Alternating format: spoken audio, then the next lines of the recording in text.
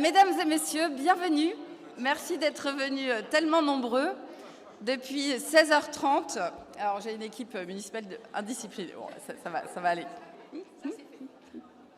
Toute l'après-midi, on a eu beaucoup de familles et puis beaucoup d'enfants par centaines qui sont venus voir les représentations de Flip Flap, l'école du cirque du 14e arrondissement dans la salle des mariages. Alors avec l'équipe municipale du 14e arrondissement dont je suis entourée aujourd'hui ce soir, mais qui comme tous les jours de l'année m'entoure également, nous sommes très heureuses et très heureux de vous retrouver pour ce rendez-vous de début d'année. Et moi encore plus, puisque l'année dernière, j'étais au fond de mon lit avec une méchante grippe. Nous avons souhaité placer cette cérémonie de vœux sous le signe de la paix et de l'engagement. La paix d'abord. Dans quelques jours, après le message de vœux, nous remettrons sur le fronton de notre mairie, de notre maison commune, le message d'appel à libération sans condition et immédiate des otages retenus par le Hamas, suite à l'hémorragie terroriste et antisémite du 7 octobre. Et sur le même message, nous voulons aussi rappeler un appel à un cessez-le-feu immédiat pour stopper l'hémorragie en cours à Gaza. L'Ukraine, l'Arménie, le Haut-Karabakh, le peuple iranien, le peuple ouïghour souffrent toujours. Et malheureusement, et dramatiquement d'ailleurs, cette liste est longue et non exhaustive. Nous étions nombreux à marcher contre l'antisémitisme dans les rues de Paris et de France, et nous étions aussi nombreux, un peu moins, mais quand même, à marcher contre une loi immigration qui bafoue la tradition d'accueil de notre pays. Et ils étaient plus d'1 million, dimanche dernier, à marcher en Allemagne contre l'extrême droite. Notre ville, Paris, et le 14e sont résolument engagés pour la paix. Nous sommes dans un soutien concret et déterminé pour la paix, pour aider aussi les organisations humanitaires qui agissent sur place, accueillir ici celles et ceux qui doivent fuir leur pays et qui arrivent en France, en Europe ou à Paris. Notre ville, dans notre arrondissement, des habitantes et des habitants sont personnellement touchés par tous ces conflits et ces conséquences. Et nous sommes toutes et tous choqués et bouleversés. Une commune, qu'elle soit petite ou grande, doit prendre sa part, même si cela reste symbolique, et contribuer aux valeurs et à la culture de la paix, de la lutte contre le racisme et l'antisémitisme. La paix et puis l'engagement. Alors l'engagement pour notre arrondissement. Ici et là, puisque nous sommes libres et vivons. Nous souhaitons vous partager des messages, un message direct, sans tourner autour du pot, et pour tout vous dire, éviter les mots creux.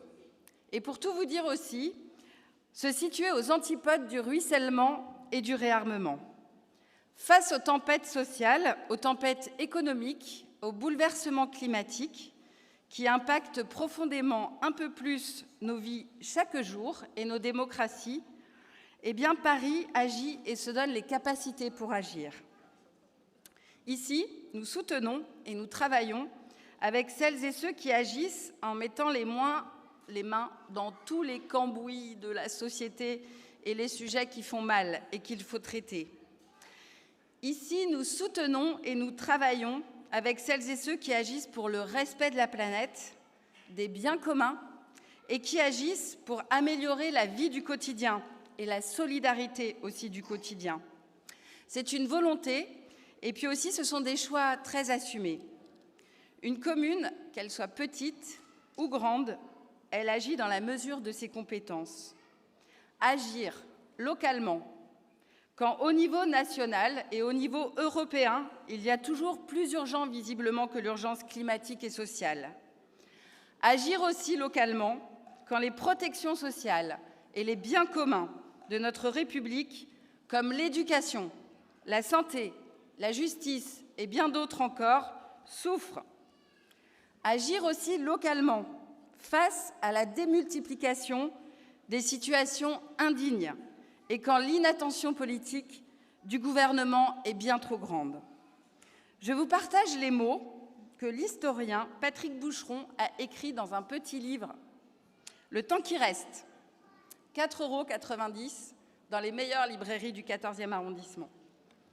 Il écrit et il dit « De manière globale, mais discontinue, à force d'usure et de dégradation, la terre devient inhospitalière pour tout le monde, mais pas de la même manière, aggravant terriblement l'inégalité des vies. Voici parfaitement écrite et décrite notre boussole, et ce pourquoi nous agissons ici avec vous tous les jours. Alors, je ne veux pas égrener notre feuille de route de l'année, parce que vous pourrez la retrouver ici dans ce petit document et vous plonger à nouveau, si ce n'est pas déjà fait, dans cette lecture captivante de notre feuille de route de l'année scolaire. Mais quand même, quelques exemples pour développer et pour accélérer et pour vous dire là aussi où nous voulons nous améliorer. Parce que, comme j'ai l'habitude de le dire chaque année, nous savons aussi que nous ne sommes pas totalement parfaits. Alors d'abord, pour les grandes et les petites transformations de notre espace public. Il faut qu'on vous le dise et qu'on vous le redise, et je sais que beaucoup le partagent, mais nos objectifs d'aménagement sont pour les transports en commun, pour la sécurité et pour les conforts des piétons et pour les vélos. Ils sont aussi conçus pour remettre de la pleine terre, planter des arbres, planter des fleurs. Et nous concédons honnêtement qu'il est très difficile d'imaginer, nous concédons honnêtement que lorsqu'un chantier de 5 mois démarre avenue du Général Leclerc, il est difficilement supportable pour les habitants. Et il est très difficile aussi de s'y projeter positivement. Avenue Jean Moulin et rue des Plantes, nous sommes et nous serons au rendez-vous justement pour améliorer au maximum le temps de ces travaux, le confort et limiter les nuisances. Il était aussi difficile d'imaginer la rue Brézin avec 7 arbres plantés et de grandes jardinières. Donc, nous concevons qu'il est difficile d'imaginer que la partie centrale de la rue Mouton-du-Vernet sera au printemps une allée piétonne et végétalisée. Est-ce qu'il était difficile aussi de s'imaginer une place de Catalogne plantée de 300 arbres? Pourtant, aujourd'hui, nous y sommes. Et demain, ce sera aussi le cas, place d'Enfer Rochereau. Ces aménagements, qu'on se le dise, ne sont pas qu'une question d'esthétique. Ils ont tout simplement l'objectif d'améliorer notre santé, une santé environnementale pour chacune et chacun d'entre nous, en luttant contre la pollution de l'air, contre la pollution sonore. Et chaque mètre carré de terre retrouvé, chaque arbre planté est un des outils les plus efficaces pour lutter contre la chaleur et pour protéger l'environnement. 2 rendez-vous locaux, le 29 février d'abord, ici même dans cette salle, où nous débuterons notre 2e opération d'embellir votre quartier avec la ville de Paris, qui concernera tout le sud de notre arrondissement, au sud de la rue d'Alésia. Et puis en fin d'année, où nous démarrons les travaux d'aménagement de la place d'Enfer Rochereau, où plus d'1 hectare sera enlevé à la voiture individuelle et redonné à la promenade piétonne, au végétal, aux bus, aux vélos et aussi aux animaux. Je voulais aussi vous dire qu'on ne fait pas ça par hasard. 2 rendez-vous parisiens vont renforcer cette cohérence. C'est pour ça qu'il faut qu'on tienne bon quand il y a des chantiers qui nous embêtent un peu. Le 4 février, d'abord, il faut que vous veniez nombreux, ici d'ailleurs, toute la journée, c'est un dimanche, pour vous prononcer sur ce sujet, sur la question des SUV, des voitures qui, en 10 ans, grignotent des centimètres et continuent, en tout cas, font partie des véhicules individuels qui sont le plus polluants. Enfin, un autre rendez-vous très structurant pour notre capitale et notre métropole. Après les Jeux olympiques et paralympiques, la maire de Paris et l'ensemble des élus de cette majorité instaurera dans le centre de Paris une zone à trafic limité. Cette zone à trafic limité, elle va aussi nous protéger, nous, les arrondissements et la petite couronne, de cette pollution. Cet après-midi, nous avons accueilli plusieurs centaines de parents et d'enfants à la salle des mariages pour un spectacle de cirque. Nous leur avons ouvert les portes. Et chaque jour, nous nous disons aussi que partir de l'enfant, eh bien, c'est très dynamique pour structurer une ville.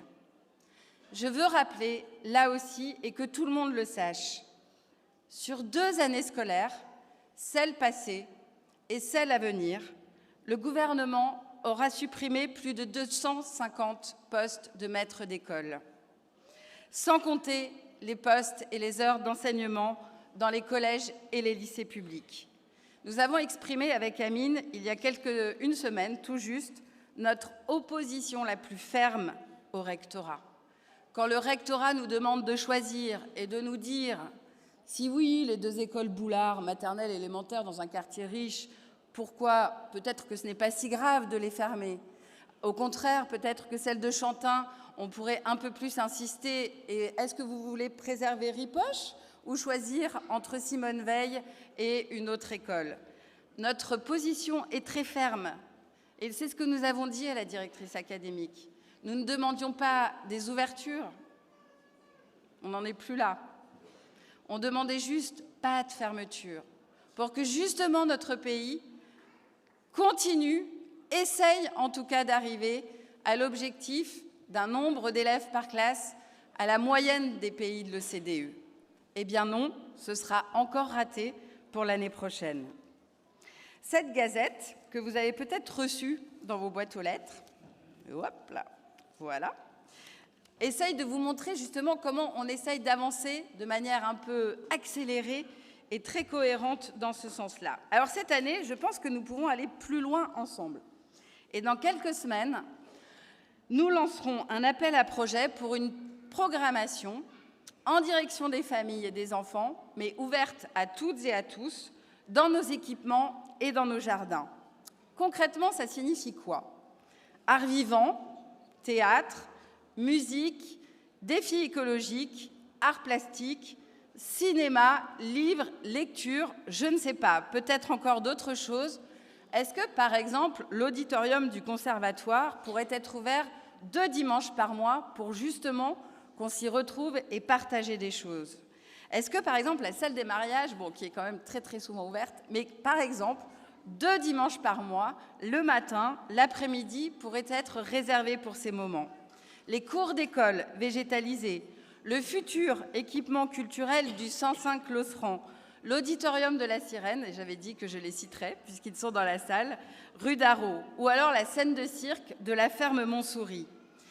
Les quelques crèches qui sont ouvertes le samedi matin à tout le monde ont montré le chemin et on pense qu'objectivement, on peut aller plus loin.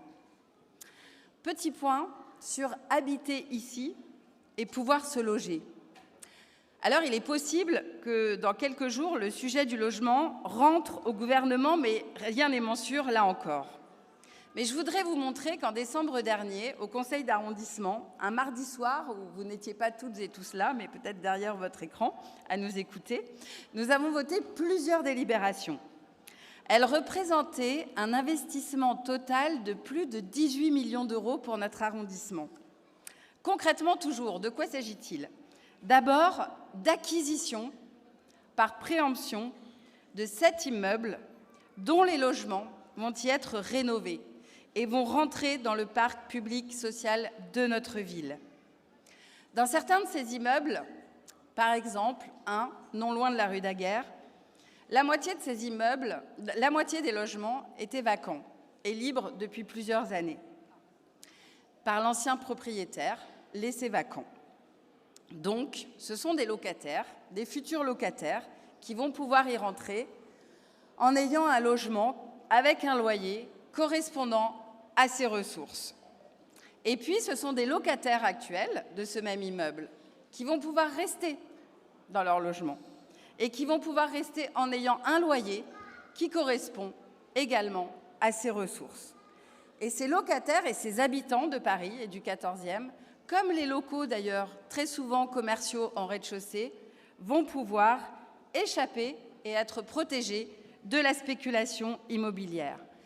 Ces délibérations aussi, et ces 18 millions d'euros, concernaient plusieurs milliers de logements qui vont être réhabilités dans notre arrondissement pour y instaurer un plan climat, un confort d'hiver et un confort d'été. Cette question, elle est cruciale, celle du pouvoir habiter, et nous agissons très volontairement aussi sur cette question. Alors maintenant, je vais vous parler, c'est le dernier point, vous verrez, d'alimentation, de santé et d'agriculture. En fait, avec l'équipe municipale, on s'est dit qu'on était prêts. On était prêts pour expérimenter un truc dont on n'a pas encore vraiment le nom, mais quelque chose qui ressemblerait à une caisse commune, à une étape vers une sécurité sociale de l'alimentation. Je ne vous ai pas perdu là, je m'explique.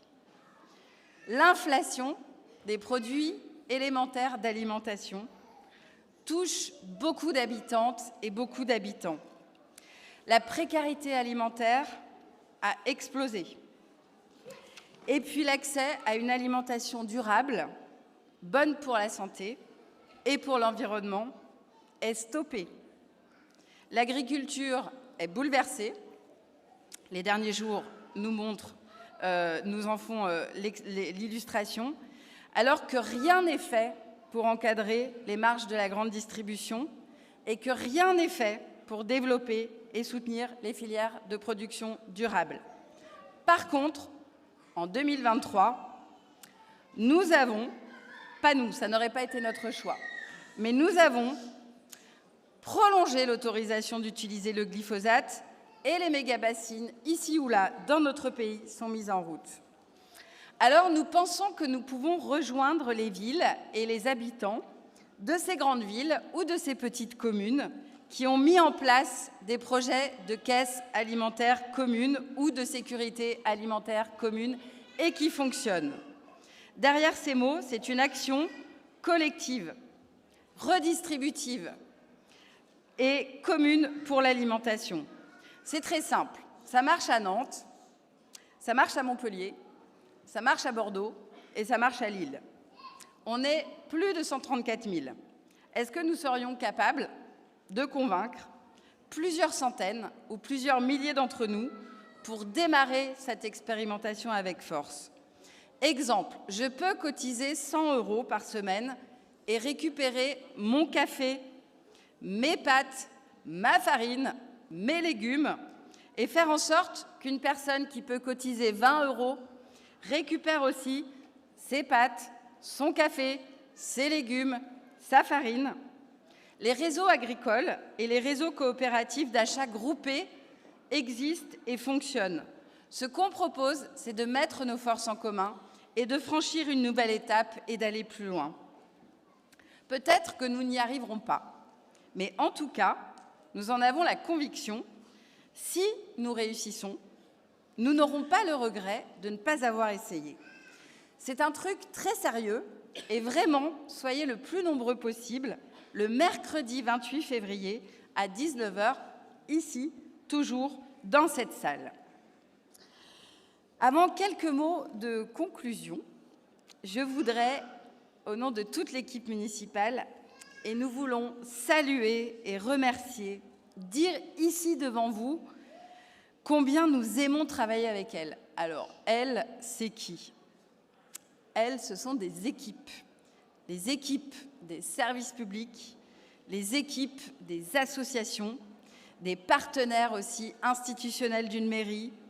Les équipes, ce sont celles aussi de la police, du commissariat, de la justice, des hôpitaux, de la médecine de ville, de l'éducation. Ce sont aussi les équipes des associations, des milliers d'habitantes et d'habitants qui sont engagés dans des domaines très différents, les conseils de quartier et le conseil local du handicap. Elliot m'a demandé de vous dire que de plus en plus et de mieux en mieux, vous vous saisissez du budget participatif.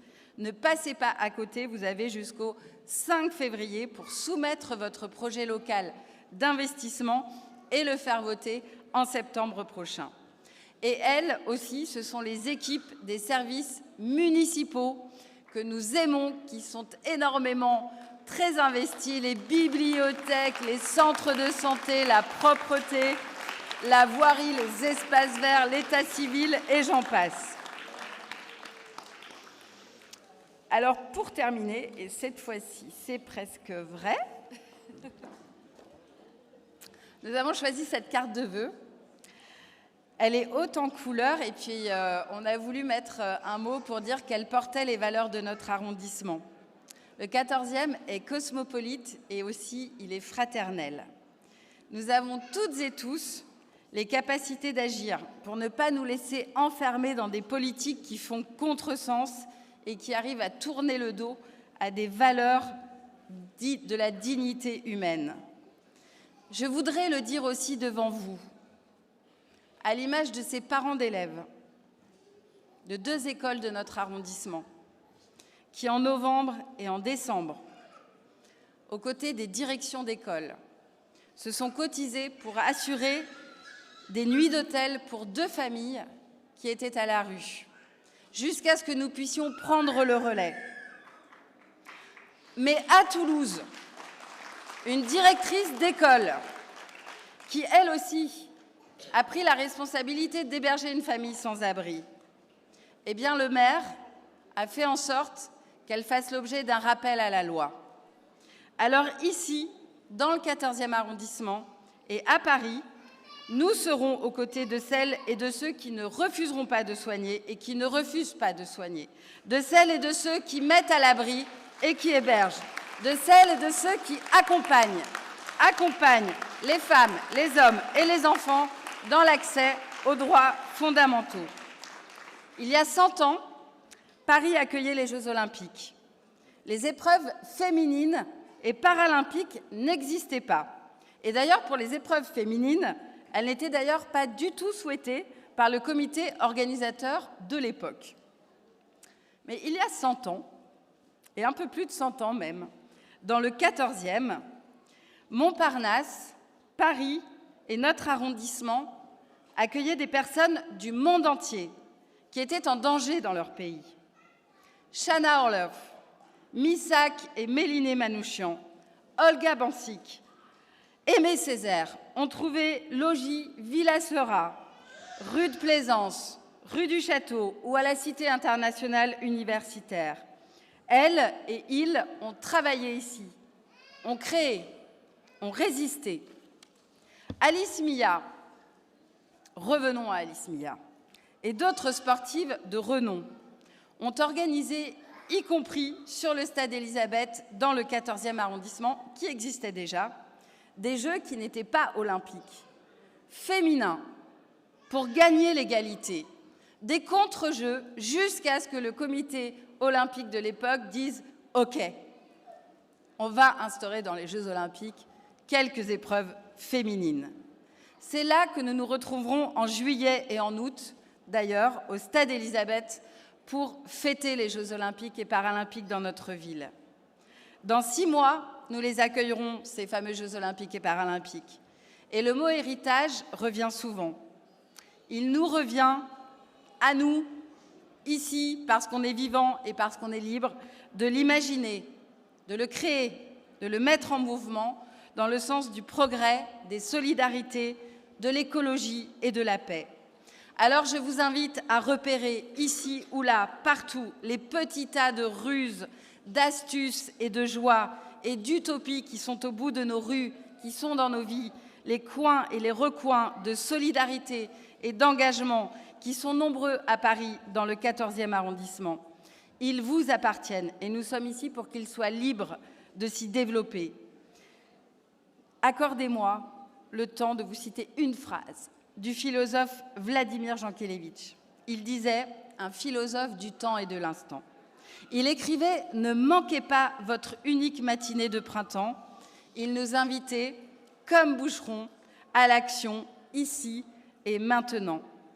Alors, nous vous souhaitons une année la meilleure possible, revigorée et revigorante, de multiples façons. Pleine santé, merci pour votre écoute, merci pour votre présence.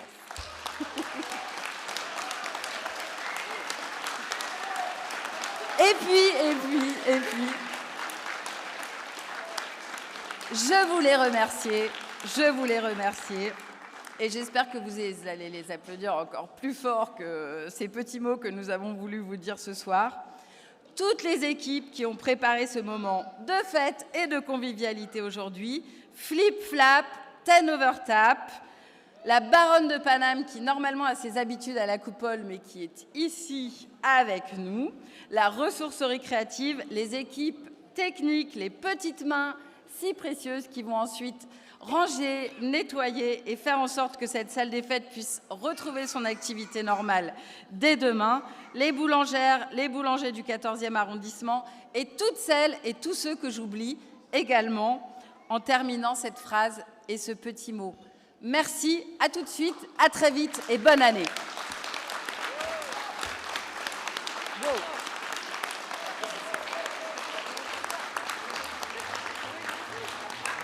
Ben voilà.